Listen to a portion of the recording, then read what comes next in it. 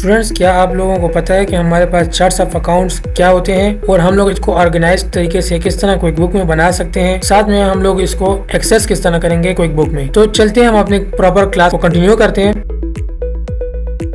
अस्सलाम वालेकुम, welcome to my YouTube channel. अब हमारे पास सबसे पहले है कि what are charts of accounts. ठीक है, तो हमारे पास जो चार्ट्स ऑफ अकाउंट होते हैं वो basically backbone of accounting system है। ठीक है, ये अकाउंटिंग सिस्टम का एक बैकबोन के तौर पर होता है। जिस तरह से इंसान को बैकबोन की ज़रूरत होती है, इस तरह अकाउंटिंग सिस्टम को का जो बैकबोन है वो हमारे पास है चार्ट्स ऑफ अकाउंट। अब सबसे पहले हम थोड़ा सा इंट्रोडक्शन करते हैं। तो हमारे पास सबसे पहले है व्हाट इज क्विक बुक। ठीक है, हम लोग थोड़ा सा कंटिन्यू करते हैं प्रीवियस क्लासेस को।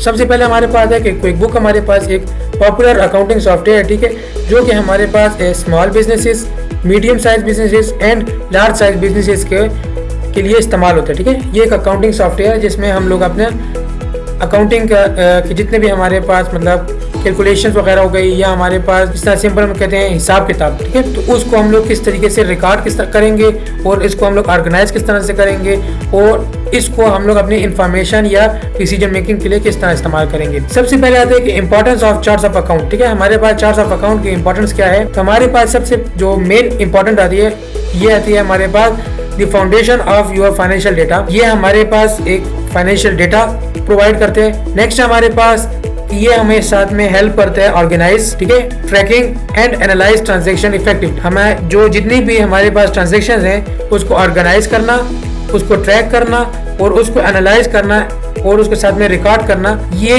इन सब के लिए हमारे पास मुख्तलिफ चार्ट्स ऑफ अकाउंट्स होते हैं। अब हम लोग थोड़ा इसकी डेफिनेशन करेंगे कि हमारे पास charts of account quick book में है क्या। ये हमारे पास एक कंप्लीट लिस्ट है अकाउंट्स की, ठीक है, जो कि हमारे पास मुख्तलिफ फाइनेंशियल ट्रांजैक्शन के बिहाफ पर कैटेगरीज इनकी बनी हो, जो कि हमारे बिजनेसेस के लिए इफेक्टिव होती है। ठीक है, नेक्स्ट हमारे पास कि ये हमारे पास एक्ट करती है as a road map of your company financial data. जिस तरीके से एक आप लोग नक्शा देखते हैं, ठीक है, तो नक्शा हमें बताता है कि ये रास्ता किस साइड पे गया हुआ है, और अगर हम फुल ब्रॉड उसमें देखें तो हमारे पास मुख्तलिफ कंट्रीज के बारे में बताया जाता है। इसी तरह हमारे पास जो कंपनी का फाइनेंशियल डेटा है उसको हम लोग वो भी हमारे पास एक रोड मैप के थ्रू शो होता है। ठीक है, कि हमारे पास जब भी चार्ट्स ऑफ अकाउंट होते हैं ये एक रोड मैप की तरह हमारा फाइनेंशियल डेटा को, जो कंपनी का फाइनेंशियल डेटा है, उसको शो करते हैं। नेक्स्ट हमारे पास पर्पस क्या है हमारे पास, ठीक है, चार्ट्स ऑफ अकाउंट का। जो चार्ट्स ऑफ अकाउंट है उसका पर्पस हमारे पास सबसे पहला मेन आता है वो है ऑर्गेनाइज फाइनेंशियल इंफॉर्मेशन।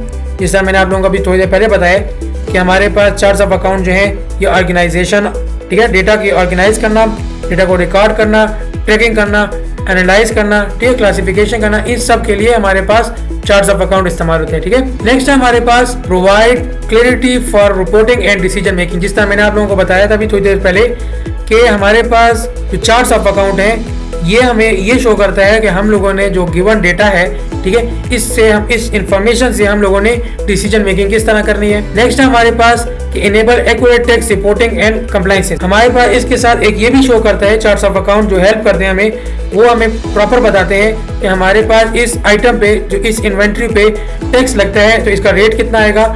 ये सब हमारे पास मुख्तलिफ चार्ट्स ऑफ अकाउंट कॉम्बिनेशन से हमारा एक फाइनेंशियल जो कंपनी का फाइनेंशियल डेटा है वो एक प्रॉपर ऑर्गेनाइज तरीके से हम लोग रिकॉर्ड कर सकते हैं। अब हम लोग थोड़ी सी कैटेगरीज ऑफ अकाउंट्स पढ़ेंगे। हमारे पास सबसे पहले आते हैं एसेट्स। जैसा मैंने आप लोगों को प्रीवियस क्लासेस में पढ़ाया था कि हमारे पास एसेट्स होते हैं liability, revenue, equity and expenses. ये हमारे पास एक 5 कैटेगरीज है अकाउंट्स की। अब हमारे एक एक हम लोग पढ़ते हैं। हमारे पास सबसे पहले है एसेट्स। एसेट्स में हमारे पास सिंपल आता है cash, account receivable and inventory. ये हमारे पास एसेट्स आते हैं। इसके साथ हमारे पास इन्वेस्टमेंट भी हमारा एक एसेट होता है। नेक्स्ट हमारे पास है लायबिलिटीज। अब लायबिलिटीज हमारे पास क्या होते हैं कि मैं आप लोगों को प्रीवियस बता भी चुका हूं, अब मैं दोबारा से थोड़ा सा बता दूंगा। लायबिलिटीज हमारे पास अखराजात हैं। अब अकाउंट पेबल हमारे पास वो होता है जिससे हम लोगों ने परचेज की है और उसको अभी तक हमने पेमेंट नहीं की। इसके अलावा हमारे पास है लोन्स। लोन्स हम लोग ज्यादातर बैंक से लेते हैं, या हमारे पास कोई भी आउटसाइडर होते हैं, या हमारे पास जो लार्ज फाइनेंशियल इंस्टीट्यूशंस होते हैं हम लोग उनसे लोन्स ले लेते हैं ताकि हमारे जो कंपनी के फंड्स हैं उसको हम लोग राइज कर सकें और कंपनी को प्रॉपर चला सकें। नेक्स्ट हमारे पास इक्विटी।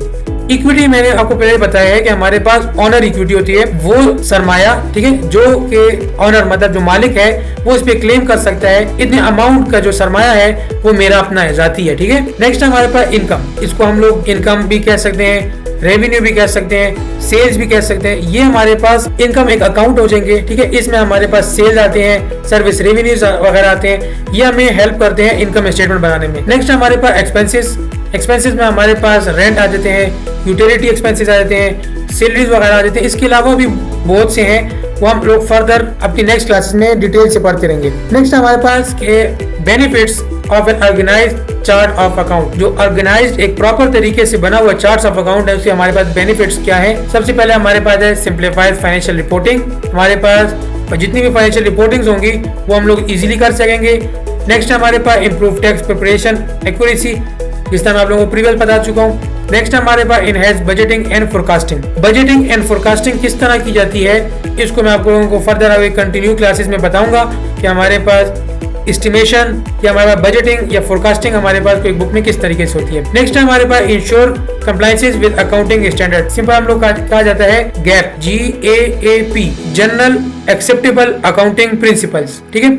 इसके मुताबिक हमारा चार्ट्स ऑफ अकाउंट जब ऑर्गेनाइज्ड होगा तो हमें हेल्प करेगा अपने बिजनेस की कंटिन्यूटी में। अब बेस्ट प्रैक्टिसेस, मतलब आप लोगों को मैं ये बताऊंगा कि आप लोग चार्ट्स ऑफ अकाउंट को ऑर्गेनाइज किस तरीके से करेंगे, ठीक है। सबसे पहले है इसको हमेशा सिंपल रखना है। चार्ट ऑफ अकाउंट को सिंपल जितना रखेंगे तो आप लोगों को समझने में आसानी होगी। नेक्स्ट हमारे पास के अकाउंट का सेम नेम रखें जिस तरीके जो आप लोगों के फेमिलियर हो, कि आप लोग अगर ट्रांजैक्शन कर रहे हो तो आप लोगों को उस नेम का पता हो कि इस नेम से मैंने अकाउंट बनाया था। नेक्स्ट हमारे पास रेगुलर बेसिस पे इसको रिव्यू करते रहा करें और साथ में इस अकाउंट को अपडेट किया करें, ठीक है, जिससे फायदा ये होगा कि आपके पास हमेशा अप टू डेट रिकॉर्ड्स रहेंगे। 4 हमारे पास अवॉइड क्रिएटिंग डुप्लीकेट अकाउंट।